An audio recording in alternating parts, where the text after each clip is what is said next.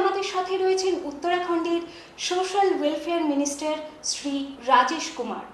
তিনি উত্তর মুর্শিদাবাদ জেলার সাংগঠনিক দায়িত্বপ্রাপ্ত। नमस्ते सर। नमस्कार नमस्कार।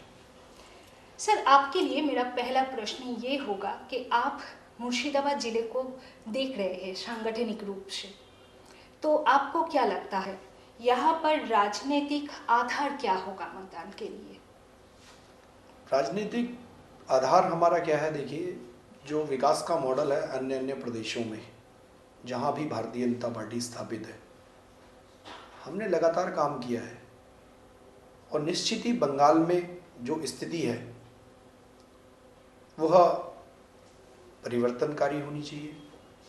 बंगाल का मानुष परिवर्तन चाहता है और निश्चित ही हम उस तरफ बढ़ भी रहे हैं। तो क्या लगता है आपको कि ऐसे परिवर्तन लाने से ही क्या बीजेपी को, मतलब भाजपा को, टोटल यहाँ पर वेस्ट बंगाल में जो 22 के 22 सीटें हैं वो मिल जाएगा परिवर्तन के आधार पे? नहीं, देखिए अभी तो आपके यहाँ जो हमारा असेंबली का चुनाव है ये, तो निश्चित ही जो हमारा लक्ष्य पार्टी के द्वारा निर्धारित है हम उस तरफ बढ़ रहे हैं। मुझे यह कहने में कोई संकोच नहीं है कि भारतीय जनता पार्टी का कार्यकर्ता समर्पित तरीके से जन कल्याणकारी योजनाओं को लेकर बंगाल के मानस में जा रहा है। जो व्यवस्थाएं दीदी के द्वारा जारी की गई हैं, शायद आज उन सबको लेकर असंतोष है, तभी भारतीय जनता पार्टी का आज एक परिवार जो बहुत छोटा था आज वो बहुत बड़ा हो चुका है। यहाँ के कौन कौन से विधायकों को लगता है कि आपका राजनीतिक आधार बहुत मजबूत है, आपका पक्ष बहुत मजबूत है? आपके पक्ष में कौन कौन है? देखिए, आपका प्रश्न जो है ना, इसका जवाब तो आपके पास स्वयं है।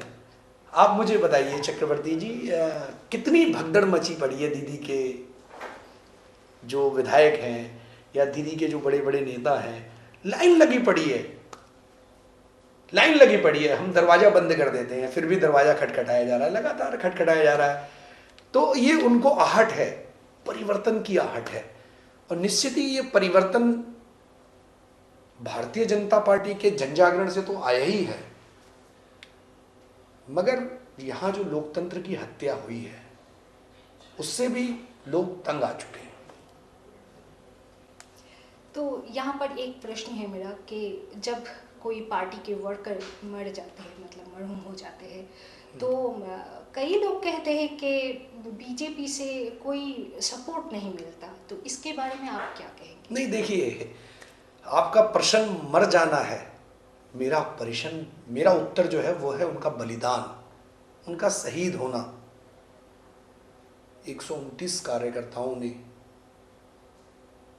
इस सोनार बांग्ला के निर्माण के लिए अपने जान दे दी, निर्मम हत्याएं हो गई। वो पहले पार्टी के वर्कर बाद में हैं, मगर वो बंगाल के मानुष पहले थे। मगर आप मुझे एक भी एफआईआर या उस पर की गई कार्रवाई अगर की गई हो तो बताइए।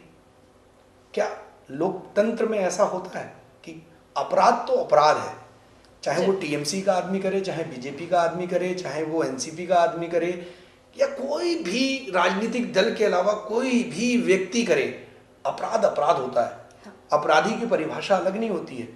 मगर दीदी ने यहाँ अपराध की खुली छूट दे रखी है। हमारे कई अनुसूचित जाति समाज के महतो फांसी पे लटका दिया गया, निर्मम हत्याएं की गई, मगर लोकतंत्र की हत्या शर्मसार कर दिया। पूरे बंगाल के ऊपर प्रश्न चिन्ह उठाया है दीदी के इस व्यवस्था ने।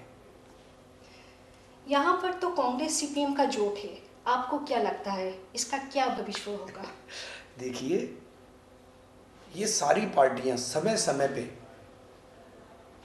इनका जो है ना गठबंधन, या ये पवित्र गठबंधन नहीं है। ये समय आने पे एक दूसरे को गाली भी देते हैं, समय आने पे भारतीय जनता पार्टी के ग्राफ के हिसाब से बदल भी जाते हैं।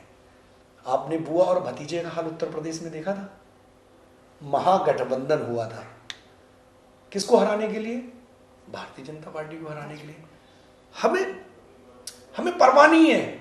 देखिए, हमारी पार्टी और विचार इतना बड़ा है कि संपूर्ण भारतवर्ष में चक्रवर्ती जी उसको जनमानस ने अपनाया।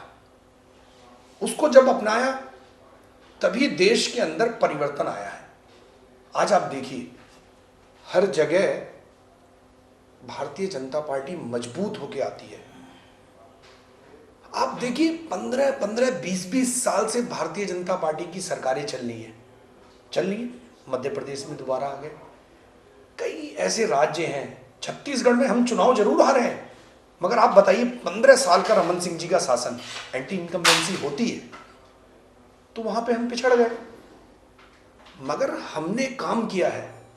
मोदी जी निश्चित ही 24 घंटे में से 18 घंटे अंत्योदय से भारतोदय तक, यानी जो कतार में खड़ा सबसे पीछे व्यक्ति है ना, उसके भी कल्याण के लिए, उत्थान के लिए लगे हुए हैं। और निश्चित ही आपने ये पाया होगा,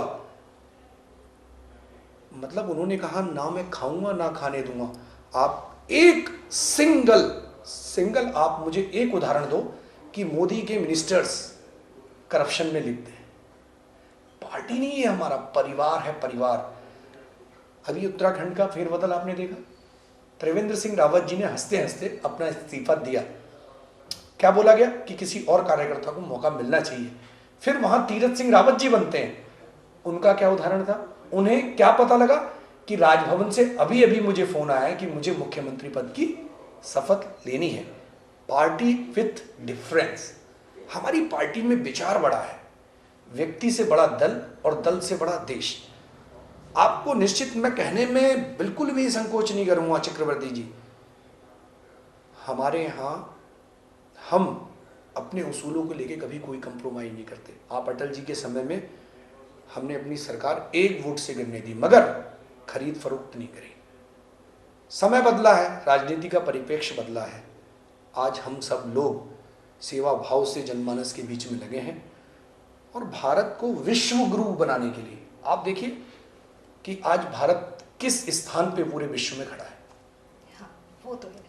अटल जी के टाइम पे जो सर्व शिक्षा मिशन जो हो रहा था, हाँ। जैसे वो था, अभी सभी बच्चे स्कूल जाते हैं, मिड डे मील पाते हैं, मतलब ये तो हो ही रहा है। लेकिन यहाँ पे वेस्ट बंगाल पे कन्याश्री, रूपोश्री, सबुज साथी, ये सब जो है ममता दीदी के, तो आपको क्या लगता है ये सब जो परिसेवा मिल रहे हैं, तो क्या ये पब्लिक को तृणमूल की तरफ खींच लेगा, खींच सकता है? मेरी एक बात समझिए, लोकसभा में हम अपनी बात लेके जनता के बीच में आए 2019 में, ठीक है। दीदी क्या बोलती थी? 0 मिलेगा। आप तो देख रहे हैं ना चक्रवर्ती जी, लगातार आप एंकर हैं, आप हर एक से रूबरू होते हैं। मुझे बताइए आप, जब दीदी ने कहा कि लोकसभा में 0 मिलेगा, मैं आपको कहता हूं हमने 22 का लक्ष्य दिया था कि हम 22 जीतेगा, और दीदी मजाक बनाती थी। हम 18 सीट लेके आए। बंगाल के जाबाज कार्यकर्ताओं ने वो कर दिखाया, 18 सीट, और 4 सीटें कितने कम मार्जिन से हम हारे। 4 नहीं, उसके अलावा कई सीटें। तो मैं आपको कहना चाहता हूं दीदी गलत फहमी में है। देखिए, लोकसभा में हाफ और विधानसभा में साफ। दीदी की गलत फहमी दूर हो जाएगी। 2 मई आप लिख लो, ममता दीदी गई।